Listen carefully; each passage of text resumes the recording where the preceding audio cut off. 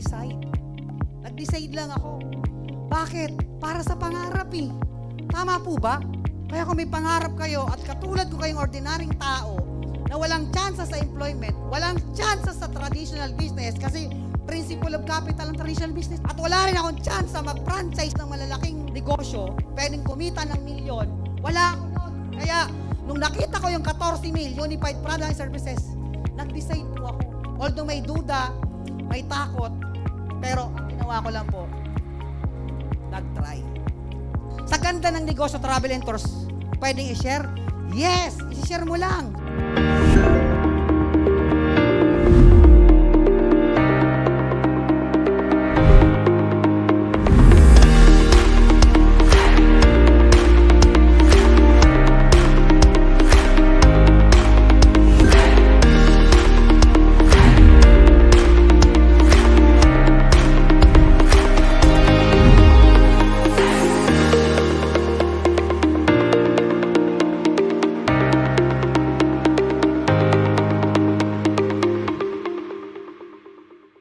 Pero hindi naman po ako papayag na ako lang po yung magsasalita.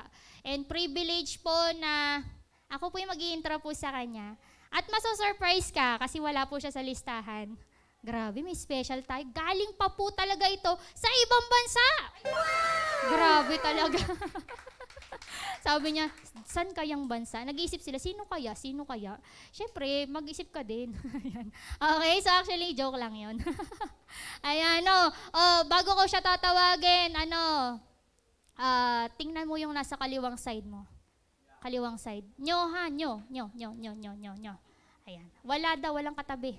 Hala, yung hindi tumitingin, hindi ko tatawagin. Bala kayo, gagabihin tayo talaga dito. Tingnan nyo.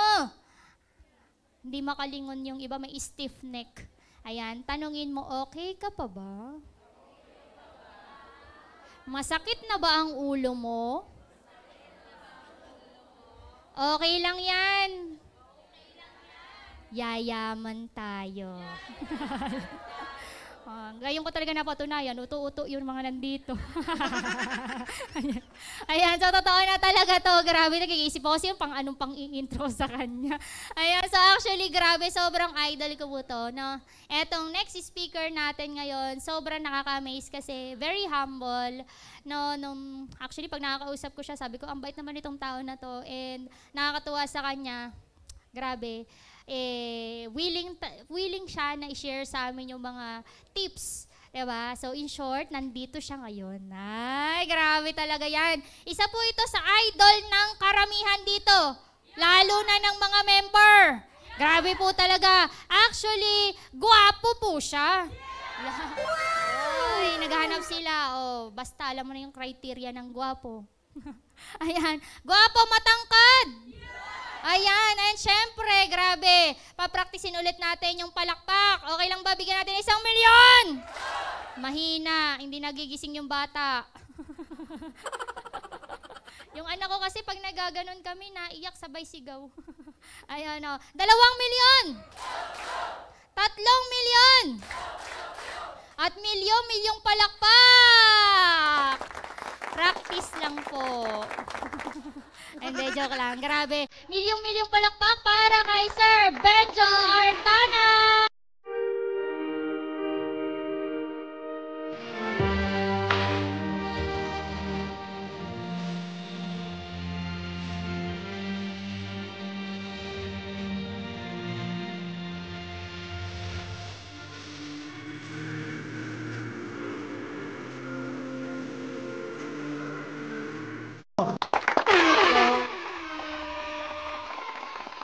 Hello?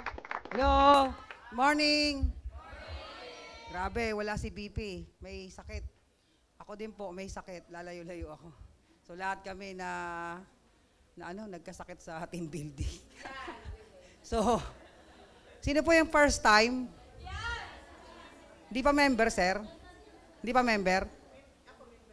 Siya hindi pa po. Sino pa yung hindi member? Hindi pa member, hindi pa member. Hindi pa member, hindi pa member. So, nagustuhan po ba yung business para dun sa mga hindi pa member? Nagustuhan po ba?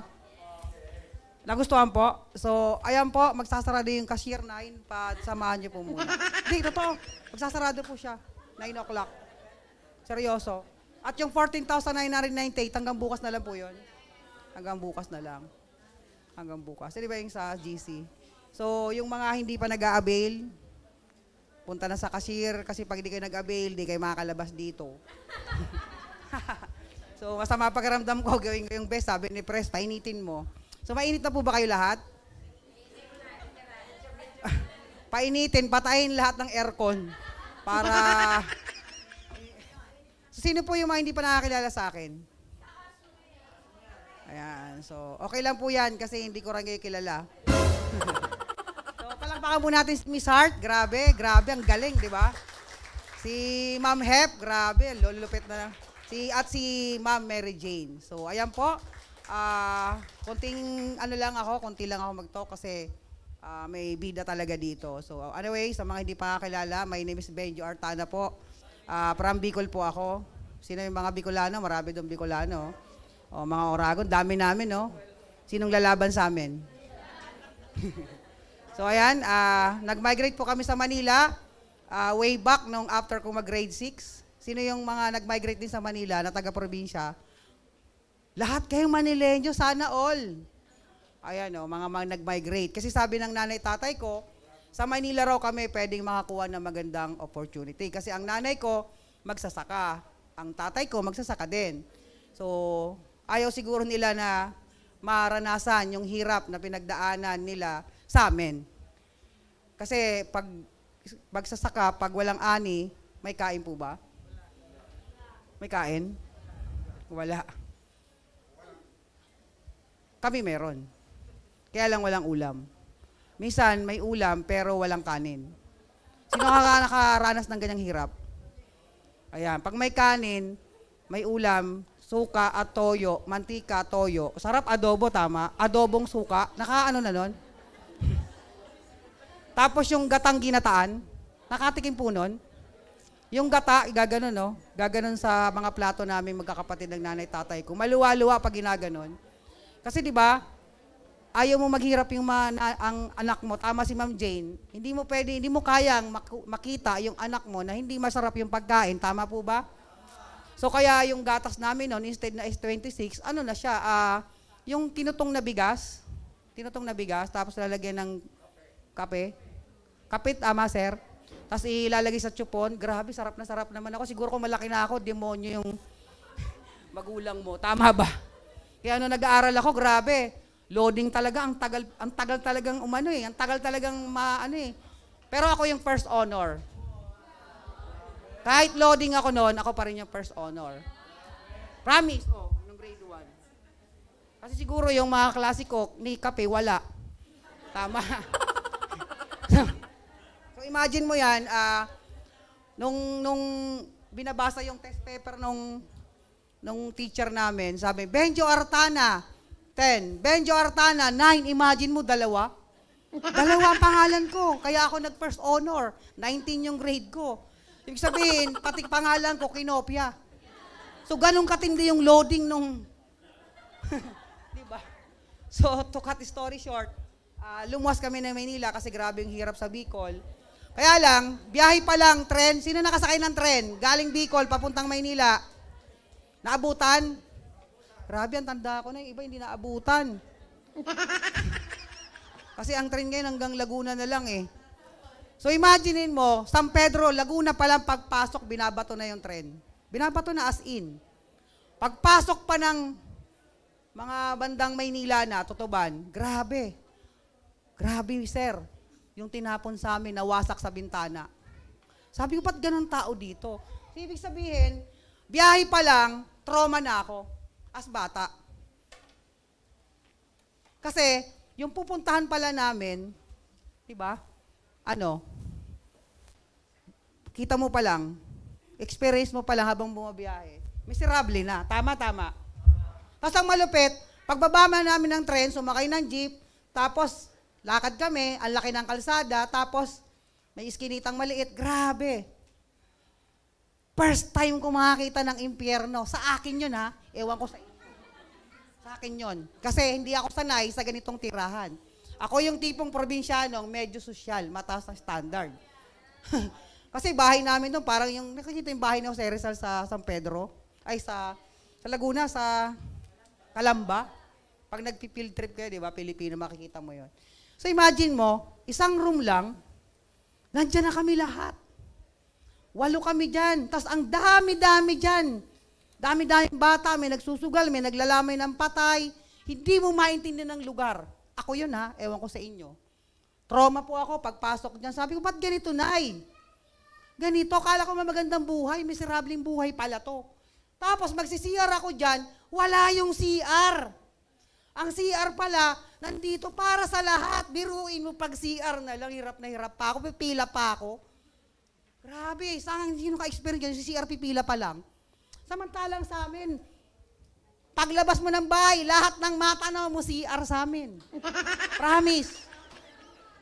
Tapos ang kapitbahay namin, ang lalayo, yung kumot na nakasampay, grabe, panyo na lang, sobrang layo. Tapos ganito titirahan mo, ang pagitan dingding, may butas pa. So imaginein mo guys, hirap na yan. Mahirap pag-alis, pagdating dito, mahirap pa rin. Kasi ano nga naman mapapala ng trabaho ng nanay tatay kung magsasaka? Tama po ba? Alam, mapasukan niya rito, magsasaka rin, wala masakahan dito. So tama, so mababang klaseng trabaho. Kaya sabi ng nanay ko, Benjo, kung ayaw mong matira dyan, kung ayaw mong tumagal dyan, mag-aral ka ng mabuti. Pag ganyan sinabi ng nanay mo, gagalingan mo mag-aral, maka-out sa kahirapan?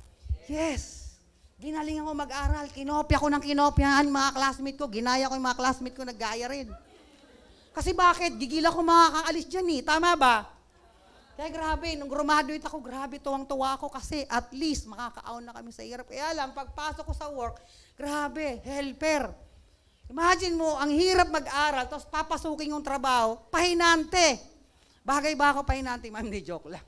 Pahinante. Yung alalay ng driver, sino yung pahinante rito? Oh, proud ka, pero hindi mo makukuha yung lecheng pangarap. Tama ba? Kasi moral, ethical yung trabaho. Pero yung pangarap ang pinag-uusapan. Tama po ba? Kaya nung nag-deliver ako sa SM Preview, grabe, laki ng box ng... Ay, butete ako dahil, liit-liit ko, butete. Tingin ko yung... Ang bigat ng buhat ko. Pagtingin ko sa crush ko, nandun pa sa department store, si Lady, tago ako ngayon eh. Pag gano'n ko, nandito na sa harapan ko, eh. Tago-tago ka pa. Dapat proud ka sa trabaho mo. Oo nga, proud ako. Pero kung pangarap ko, kahit anong compute, di ba kinumpute ni Hart? Kahit anong compute, di ba? Kahit 10,000 times, ulitin ko sa mga bago. Times 12 months, ilan yan? 120 times 30 years, 3.6 million kapag 10,000 ang sahod mo. O sabihin mo na savings, imaginein mo, 30 years ka mag-work, 3.6 million. Maaring meron ditong 100,000, pero ako na nagsasabi, para ilan lang yan ngayon dito. Tama-tama. Eh, hindi ako pwede doon. Kasi pahinante nga. Tama-tama. Kaya sabi ko sa HR, grabe, promote mo ko. Kasi may pangarap ako eh. Tama ba, ma'am? Sabi ng HR, sige, deserve mo, promote ka, driver. Grabe. Kaya naglalaban ng nanay ko, grabe, Benjo, na-promote ka na, di mo sinasabi. Sabi ko, bakit po ma? Kasi hindi na helper nakalagay sa damit mo, driver na. Kasi di ba may helper dito, tapos driver nakalagay. Kaya pag pumapasok ko, tagong-tago ko, hindi ko sinusot yung damit ko, ang iya ako sa sarili ko eh. Ako yun ha, ako yun. May standard kasi, tama-tama. Kasi anak ka ng Diyos eh, tama ba? Bakit ka miserabling buhay? Kaya sabi ko, HR, ma'am, promote nyo ako, di ako bagay driver. Kasi may pangarap ako eh. Tama-tama. Sabi ng HR, sige, promote ka. Rank and file ka na. Wow! Excited ako kasi hindi na ako driver eh. Office boy na ako. Kaya pag tinatawagan, bre, saan nga nag-work office, bre? Ba, dati hindi ko masagot-sagot helper driver eh. Pag tinatawagan ako eh. Ng mga kabarkada, tama? Eh, may pangarap. Kaya bang matupad yung pangarap? Ng rank and file? Hindi. Kaya sabi ko sa boss ko, ma'am, ay HR, promote mo kasi may pangarap ako. Sabi ng HR, kapal na mukha mo, Benjo ah. Bakit? Gusto kasi maging manager, vice president, presidente. Kaya lang yung presidente, may-ari ng company, hindi pwede. Tama. Sabi ng HR, ang yabang mo, sige, tingnan natin. Pwede ka naman. Tinignan yung 201 file ko. Grabe, yabang mo, Bencho. 2 years grad ka lang pala.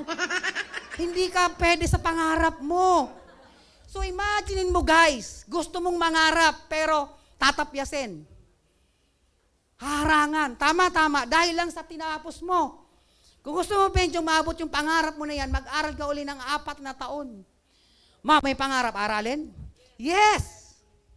Aral uli ako. 4 na taon kalahati para lang magkaroon ng bachelor degree. Bakit? May pangarap eh. Good news. Pag-graduate ko, excited ako. Kasi why? Mapopromote na eh. HR, ito, transcript ko. Promote nyo ako. Sabi ng HR, actually, Benjo, naka-ready naman yung papel mo. Pero okay lang ba? Hindi ka pa manager? Bakit po? Kasi ang lakas pa ng manager mo. Pwede bang supervisor ka muna? Sabi ko, papatayin ko ba yan para ako maging manager? Imagine mo yan, grabe yung pangarap mo, pero ang dami nakaharang. Tama. Grabe, nung pinintahan ko yung sahod ko as supervisor, grabe. Ang laki, 3,000. Ang laking kahihiyan. Tama. Grabe, imagine mo, pangarap na pangarap, harap ka ng harap, walang tamang opportunity para sa katulad yung ordinaryong tao. Tama. Tama po ba? Kasi may sumasahod 100,000 pero pili. Yun yung mga graduate ng yellow, ng blue, ng maroon. Eh, ako, saan ako nag-aral? Sa mababang paaralan ng lumang bayan. Anong laban mo sa kanila? Tama. So doon sa sinasabi ni Hart na employment, wala na ako dyan. Tama. Ang dami nakaharang. Tama po ba? Kaya grabe, excited lang ako sa sinuot ko. Kasi hindi na ako naka-long sleeve, ma'am. Nakabarong na akong gusot mayaman. Kaya gaganon-ganon ako pag lumalakad eh. Lumalagat ako yung sapatos, yung slack, nahihiwa yung hangin. Grabe. Kaya lang, paglabas ko ng bahay, grabe, para na naman ng tricycle. Imagine mo, nakabarong ako, nakasabit ako sa tricycle. Grabe. Pagdating ko ng terminal ng UB Express, ang itim na ng liig ko, yung collar ng barong ko. Kasi lupit ng barong namin. Pag Monday, puti. Pag Martes, blue. Pag Miyerkules, yellow. Pag dating ng Huwebes, yung parang dark blue. Tapos excited na ako pag Friday, ma'am. Bakit? Hindi nakakahiya nang sumabit sa jeep kasi naka-t-shirt na lang kami. Washing, ano ba yan? Tawag doon, wash day. Diba? Tama, diba, sir? Kaya yun. Ito pa, pagdating sa UB Express, grabe, nanalangin ako, grabe talaga. Sana hindi ko magatabi yung kapitbahay namin ng laki-laki. Kasi di ba yung UB Express, apatan, kahit 3 lang yan. Pagdating nga, naku, yun talaga. Yun na naman yung katabi ko, ang laki. Kaya ako piping-piping na sa bintana ng UB Express. Power! Tapos pagdating naman ng Star Mall, UB Express, Star Mall, akit na naman ng MRT, sasakay na naman. Grabe. Imagine mo, nakabarong ako. Di ba MRT? Nakakasakay na sa MRT? Star Mall? Di ba ang hagdanan doon parang langit? Sabi ko, pag inakat ko yun, pawis na pawis ako dito lang ako sa pagpapaubaya na lang ganun. Pag hindi ko na malaya, nasa MRT na ako, sa taas na ako. Tutulak ka talaga pag rush hour, tama? Tama po ba? Grabe, dilubyo talaga. Eto, nakita ko na naman yung tren. Sabi ko, hindi ko sasakay kasi mga mukha nakakaganon, no? Sa salamin. Oo, promise. Sino nakasakay na? Wala naman ka-effort. Nasa loob na naman ako. Imagine mo yan. Tapos may tumutusok palagi sa likod mo. Kaya yung mga ka-office mate ko, binigyan ko ng tip.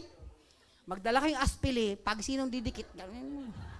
Lahat sila may dalang aspili, ka-office mate ko, kasi dami na nansing doon, di tama ba? Imaginein mo yung buhay na yan, nakabaro nga ako. Kaya nung na-invite ako nung classmate ko, way back 2014. Sino na-invite sa Facebook? O, pare-pares tayo. Tinext niya ako.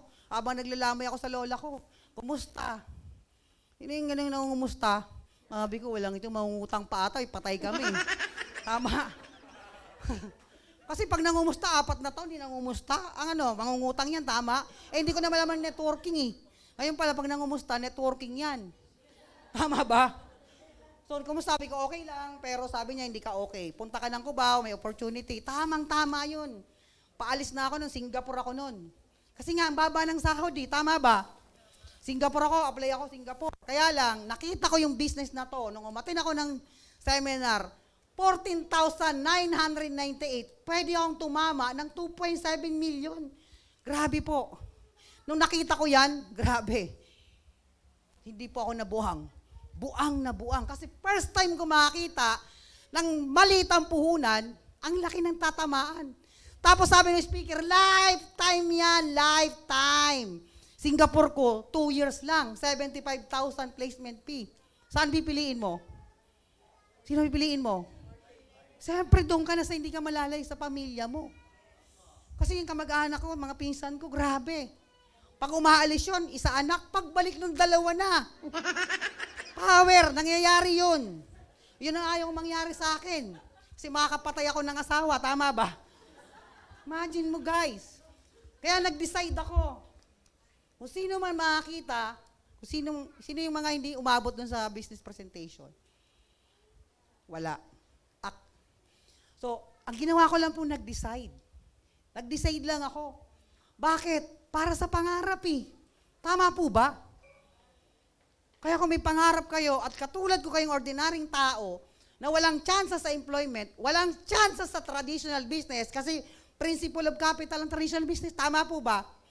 At wala rin akong chance sa mag-franchise ng malalaking negosyo, pwedeng kumita ng milyon, wala ako nun. Kaya, nung nakita ko yung 14 mil, Unified Product and Services, nag-decide po ako. Although may duda, may takot, pero ang ginawa ko lang po, nag-try. Try lang. Wala na mawawala eh. Tama ba? Dati naman ako wala eh. Kaya lang, kahit nag-decide ako nun, ang problema, wala akong 14 mil. So, imaginein mo, 19 years akong nag-work, wala akong 15 mil.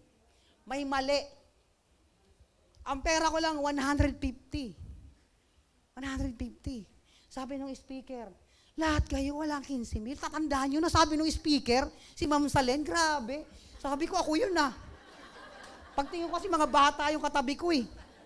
Power, 19 years nag-work, walang 15 mil. May mali o may sobrang mali? May mali. Ay grabe, sabi ko, gustong-gusto ko na mag-join. Paano ba? Paano? Ay biglang nagkaroon ng ID, sabi ng speaker, apply mo lang yung bus. Sabi ko, ano yung bus? Sawang-sawa na kakasakay ng bus. Magbenta, mangutang, magsangla daw. Sabi ko, grabe, ginagawa ko na yan. Ginagawa ko na dati yan eh. Kasi ang sangla, wala man. Ang ginagawa ko pala, benta at utang lang. Wala man masangla. Alam nga, sangla mo yung kapitbahay mo, taubiyanan mo, tama ba? So sabi ko, benta. Bebenta rin ako dati. Sangla, wala. Utang, dyan ako magaling. Imagine mo, 19 years ako nag-work. Hindi ko alam password ng ATM ko. Kasi nasa Bombay. Imagine mo, para ka magkaroon ng appliances, maglo-loan ka, SSS Pag-ibig. So magsupa, loan. Puro loan, grabe, nakakasawa. Yung pagtingin mo ng payslip, wala natitira. Sabi ko, ito yung opportunity na pwede. Kaya nag-loan ako sa SS, sa Pag-ibig, sa cooperative. Actually, hindi pa yung tapos mga yan. Pinaglulunan ko pa uli. Tapos sa Bombay, sa cooperative. Sa Bombay, ayaw tanggapin ng Bombay. Wala natira. Paano ko? Bahala ka sa buhay mo, sa mangutang ako, hindi talaga ako binigyan ng Bombay. Diba? Kaya multiple of ang ko kasi kooperatiba, Pag-ibig, SS, niloan ko. Grabe. Bakit? May pangarap eh. Cellphone mo nga ginawa mo ng paraan, wala naman nangyari. Tama ba? Diyan ka na sa may mangyari. Imagine mo, sa 14 mil or 15 mil, imposibleng malugi ka niyan. At ang malupit dyan, yung 15 mil na puhunan, pwede kang mag-leverage. Di ba sabi ni Hart, ang pagyaman ay nasa leverage marketing. Tama. So imagine mo, ang concept ng MLM, napakaganda. Si McDo, di ba? Sinare niya rin din yung business niya. Sinare niya sa mga mayayaman kasi naganda sa concept niya. As idea niya, tama? Kaya lang, 50 milyones yan. 1 million pwede mo kitain isang buwan. Tama? Dito, ikaw yan. Isi-share mo lang yun sa mga kilala mo. Sa ganda ng negosyo, travel and tours, pwedeng i-share? Yes! Isi-share mo lang. Isi-share mo lang. Isi-share mo lang. So, dumadami ka ng dumadami. Tama ba? So, nai-apply mo yung levers marketing. At ang malupit dyan, yung kinikita ni McDo, pwede mo rin kitain. Tama, tama. So, mga members dyan, pag na-friend mo na yung mga friend na, ay mga member na yun, makikita mo doon, 108,000 one day lang. Nakita niyo yung mga post ngayon ng mga members, na grabe yung makita. Kalagay doon, 98,000 in one day. Talo mo pa si McDonald. Power. Kaya baliw ako sa MLM. Kasi ang MLM, may concept, may sistema, may idea na. Ang gagawin mo lang sa sistema na yan, sa concept, aaralin mo lang siya. Aralin mo lang. Sabi nung speaker, internet ko, aralin lang. 16 years nga ako nag-aral. Kahit 20 years ko pa aralin uli para sa pagyaman, aaralin ko yan. Tama-tama. At ang malupit sa negosyo natin, pwedeng mangopya. Sa school, pingot ka. Dito, galing, kukopyahin mo lang. Kukopyahin mo lang yung nag-top earner. Paano ba gawin? Tatanong mo lang. So, aralin mo. Ano yung mga aralin mo? Yung one presentation, yung katulad ginawa ni Hart, yung technical web operation, yung USAP, yung DOT, Dealer Optimization Training, at yung PDE. Imagine mo ilang subject lang yan. Pag natapos niya man, pwede kang yumaman. Aralin mo lang to. Kaya sa mga bago na magjo-join, I suggest, aralin mo muna yung business. At ang negosyo natin na travel and tours, grabe. Tayo lang ang networking na regulated by Bangko Sentral ng Pilipinas. Type mo lang sa Google, EMI, BSP, lalabas yung pangalan natin doon, Emmanuel Pascual. 42 lang tayo ang nabigyan ni Bangko Sentral ng Pilipinas. Sabi, diba? Lupit. So guys, gawin nyo lang, decide. Para saan? For a change. Lalo na kung katulad kita, nagigil yumaman. Katulad kita, na ordinaryong tao lang, lalo kang mag-decide. Lalo kang mag-decide. Pero hindi ko na patatagalin, sabi ko, may sakit ako, ba't nung nawala yung sakit ko? Ganun kasi ako talaga sa business. Kahit may sakit pag nakasimula Andyan na ba si Pres? Sabi ni Pres, kanina pa, tagal mo.